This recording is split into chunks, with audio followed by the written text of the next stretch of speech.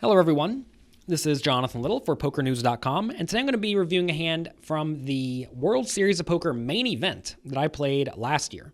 This is from very early in the day. I've already chipped down a little bit. I believe they start you with 30,000 chips, and I have 25,000, which really doesn't matter all that much, especially if you are cultivating an image that you will hopefully later exploit. Folds around to a loose aggressive kid on the button. And a lot of people ask me, how do you already know this player's loose aggressive given it is very early in the day? And the answer is you can use various things to make deductions about how you expect your opponent to play. For example, in this scenario, if my opponent looks like a loose aggressive kid, I'm going to assume he's probably loose aggressive.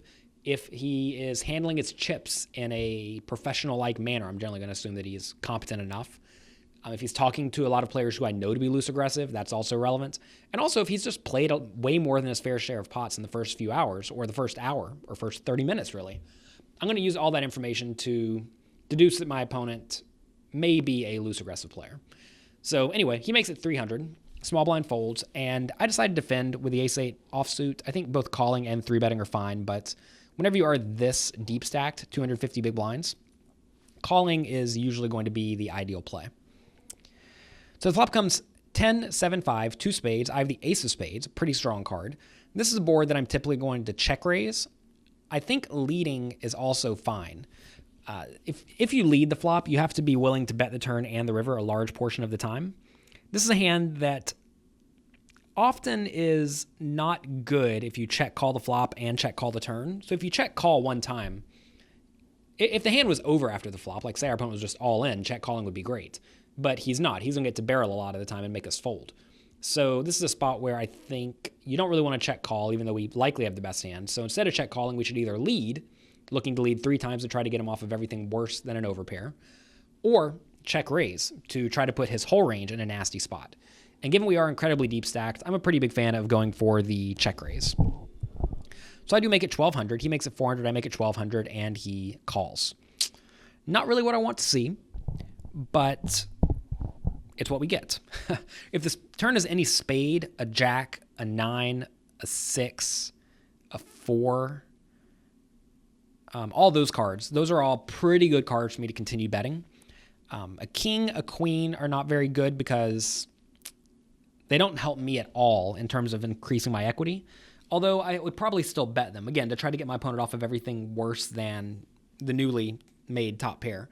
You have to realize, though, whenever a king or a queen or a jack comes on the turn, not really representing top pair there if you bet again. You're more so representing a flop set or a draw. And you have to realize you need to be betting when all of the draws come in on the river, not necessarily just your draw. Of course, here we don't have any of the draws. Turns an 8, though. I'm sorry, an ace. Turns an ace, giving us top pair. It's a pretty cool spot. We could now bet for value or check. If we bet, we have to expect our opponent to call with a 10 a lot of the time, or perhaps even a 7 or a draw. So he's going to stick around with all of his draws, that's for sure. He's also going to stick around with a 10 most of the time to any reasonable bet. So this is a spot where we went from check raising the flop as a bluff to now value betting the turn. Even though we only have top pair bad kicker, it's very likely that our opponent does not have an ace, because most hands with an ace would have folded to the flop check raise. Assuming they don't have, ace 10, ace 7, and ace 5. Those hands may stick around. So anyway, I like a value bet on the turn. I think I maybe should go even smaller. Notice the pot's 3,000 and I'm betting 2,000. I think a bet of around 1,700 or 1,600 would get called by a 10 or maybe even a 7 pretty much every time.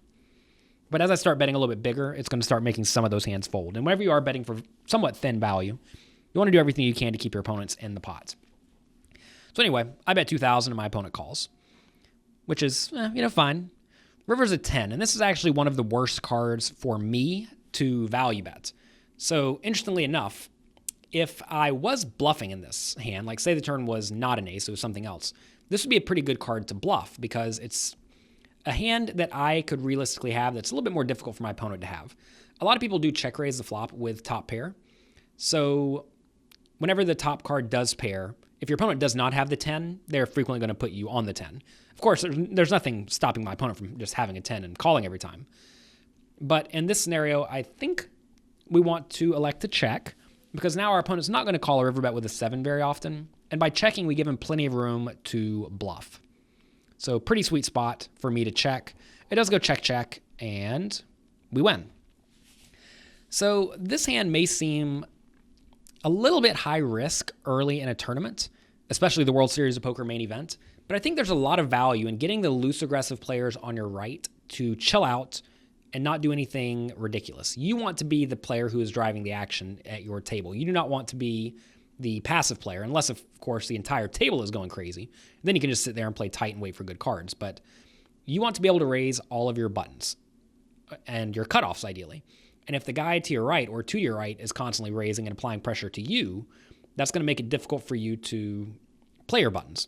So if you have a player on your right or even on your left who seems to be out of line, giving you trouble, don't be afraid to get out of line and let him know that you are someone he has to be aware of. And you do that by taking aggressive lines and putting your opponents in bad spots. You don't really do that by playing tight aggressive. So the way you take over the table and really just do whatever you want at your table is to take a stand versus the players who may be overly aggressive, those who may be stealing your steal spots.